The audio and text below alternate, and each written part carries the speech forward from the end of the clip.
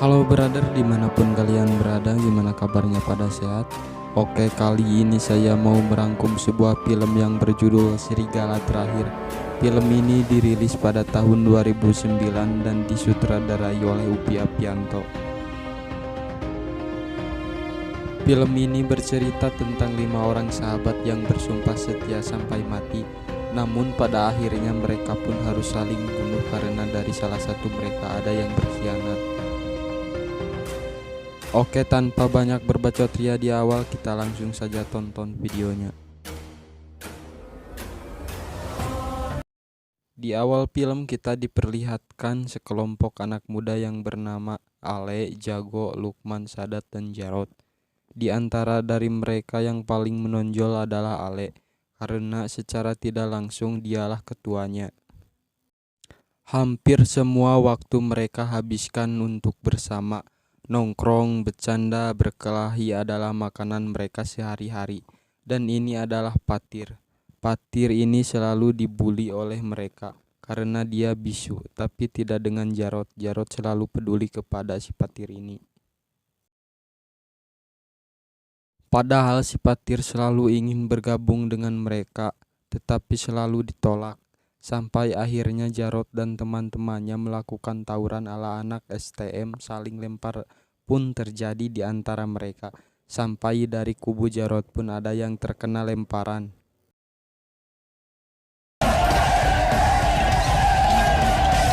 Tidak terima dengan ada temannya yang terluka, Ale pun langsung memimpin menyerang sampai akhirnya mereka pun baku hantam.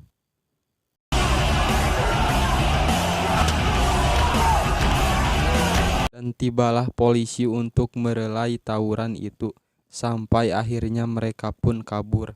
Dengan santainya tanpa merasa ketakutan dikejar-kejar polisi. Setelah mereka lolos dari kejaran polisi, kita diperlihatkan satu wanita yang bernama Aisyah. Aisyah ini adalah adik kandungnya Ale. Mulu sih, karena nabrak lo. Adik gua tuh, masih lo godain juga. Jarot yang tidak sengaja melihat sapu tangan Aisyah terjatuh, langsung mengambilnya dan memberikannya kembali kepadanya. Sapu tangannya. Makasih ya. Dan perlu kita ketahui dari sini, Jarot mulai memiliki perasaan kepadanya, dan begitu pun juga sebaliknya. Dan suatu hari mereka pun mengikuti pertandingan sepak bola antar kampung. Tapi kalau menurut saya ini lebih mirip pertandingan Smackdown, karena di dalamnya permainannya lebih banyak baku hantamnya dari permainan sepak bolanya. Dan babak pertama pun berakhir.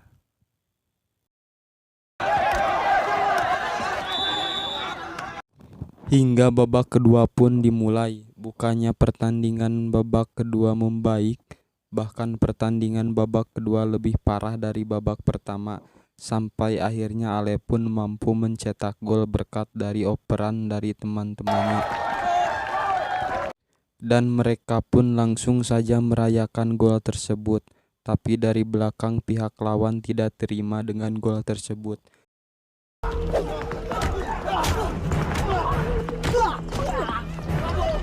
Sampai akhirnya ketua dari pihak lawan pun mengambil pisau dari salah satu penonton untuk menusuk Ale. Jarot dan teman-temannya yang mengetahui hal itu langsung berlari. Tetapi mereka langsung dipegang erat oleh lawannya.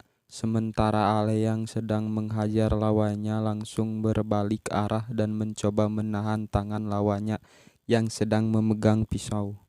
Dan Jarot pun datang dengan memukul kepala si botak dengan sebuah batu yang membuat si botak itu mati di tempat. Dan seketika pun suasana menjadi hening.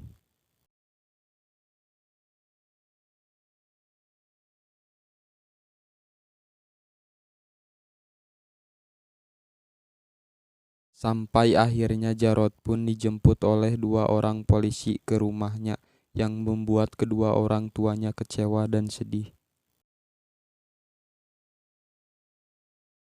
Dan si Jarot ini langsung dimasukkan ke dalam sel. Di dalam sel si Jarot langsung disambut oleh napi lainnya, terutama si Kosim. Si Kosim ini adalah ketua di dalam sel itu. Ia yang paling berkuasa di dalamnya. Karena si Jarot tidak mendengar ucapan si Kosim, si Jarot pun langsung begitu saja dikeroyok oleh napi-napi itu. Hari demi hari pun Jarot lalui di dalam penjara dengan penuh cobaan dan siksaan.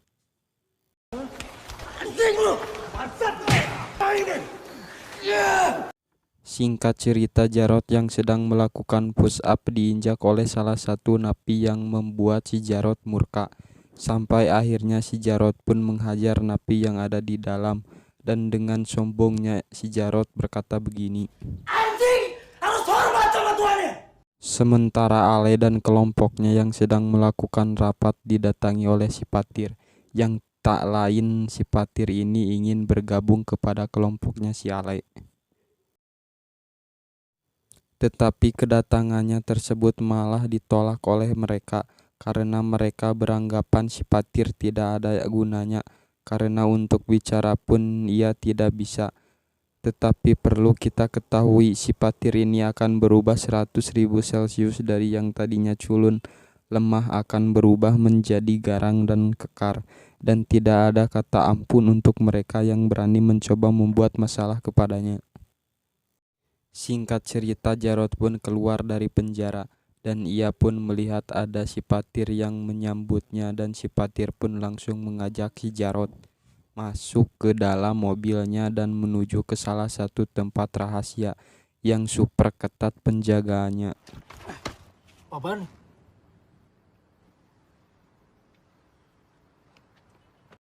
Dan ternyata tempat itu adalah salah satu markas mafia besar di Jakarta yang bernama Naga Hitam. Naga Hitam sendiri adalah salah satu musuhnya Ale dalam bisnis narkoba. Sesampainya di salah satu ruangan, Jarot pun disambut oleh orang-orang di situ, termasuk salah satu bosnya yang bernama Baron. Bos Baron mencoba membujuk Jarot untuk bergabung bersamanya karena Bos Baron yakin Jarot bisa diandalkan. Dan tanpa banyak pikir Jarot pun langsung menerima dan mereka pun bersulam. Singkat cerita, Jarot pun melihat Aisyah yang sedang berjalan dan Jarot pun langsung menghampiri Aisyah lalu menariknya ke dalam gang. Karena Jarot tidak bisa banyak bicara, Jarot pun langsung meminta nomor HP agar ia bisa gampang untuk menghubunginya. Jarot, kamu kenapa nggak balik rumah?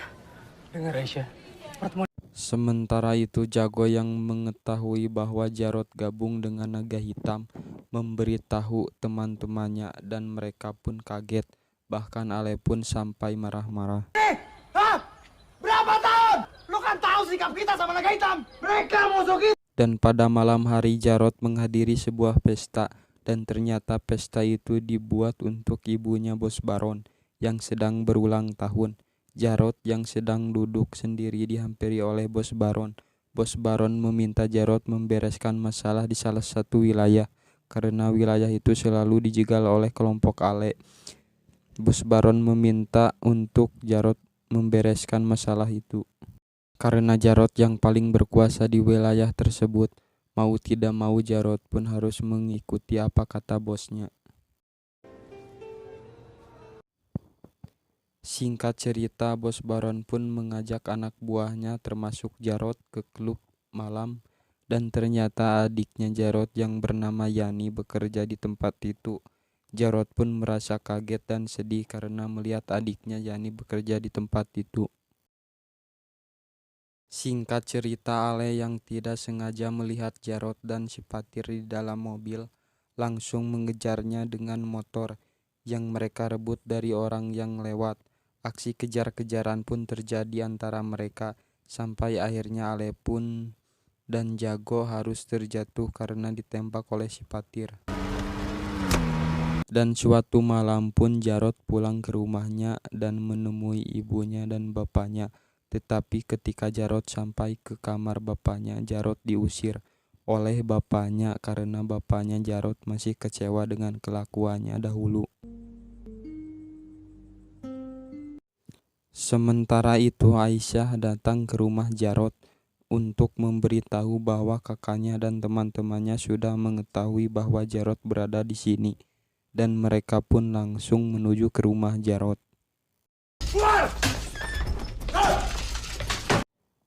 Dan Jarot pun berhasil kabur lewat jalan belakang rumahnya.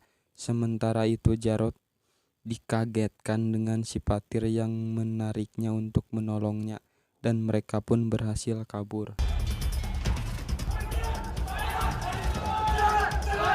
Dan sepulangnya dari sana Jarot memarahi si Patir karena Jarot merasa si Patir terlalu ikut campur dengan urusan pribadinya. Singkat cerita, Jarot dan teman-temannya pun diikuti oleh seseorang dari belakang. Sementara si Patir yang mengetahui hal itu langsung bertindak dan menjerat leher orang itu dengan tali dari belakang. Dan ternyata orang itu adalah Lukman, sahabatnya Jarot. Tujuannya Lukman mengikuti Jarot karena Lukman ingin melakukan balas dendam atas kematian adiknya yang overdosis narkoba. Dan ternyata adiknya itu mendapatkannya dari Jarot. Dan Jarot pun mencoba menenangkan Lukman yang sedang mabuk sambil menodongkan pisau, tetapi si Patir pun langsung menembaknya.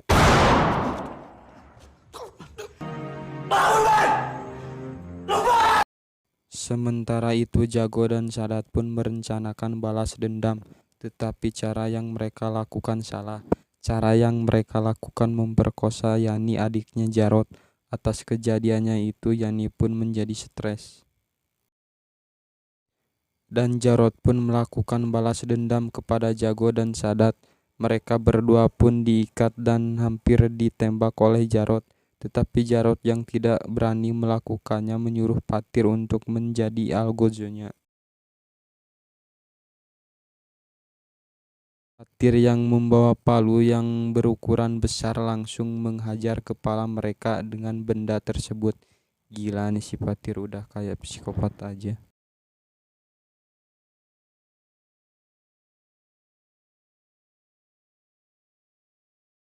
Sementara itu Ale yang sedang merenung tiba-tiba mendengar suara bunyi HP Aisyah, dan Ale pun mencoba melihatnya, dan ternyata itu adalah SMS dari Jarot yang sudah janjian untuk bertemu di hotel. Lalu seketika Ale pun marah kepada Aisyah dan mengurungnya di dalam kamar, dan Ale yang sudah mengetahui Jarot berada di hotel langsung menuju ke sana bersama kelompoknya. Dan mereka pun sampai di hotel tersebut serta memeriksa setiap sudut ruangan yang ada di hotel tersebut. Sementara itu si Patir dan kedua temannya yang sedang menunggu di mobil dan langsung menghubungi Jarot, tetapi tidak bisa sampai akhirnya Patir pun turun dari mobil untuk membantu Jarot. Di dalam hotel pun Patir dengan hati-hati berjalan dan saling tembak pun terjadi di tempat ini.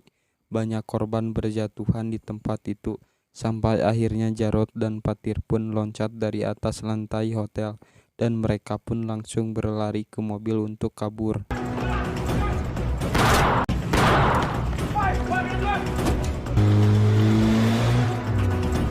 Sementara itu Aisyah yang dibukakan pintu oleh ibunya, ia meminta kepada ibunya untuk diizinkan pergi dengan alasan ingin menemui Jarot karena ia sedang mengandung anaknya Jarot, dan ibunya pun mengizinkannya dengan alasan jika kamu pergi kamu tidak akan pernah kembali.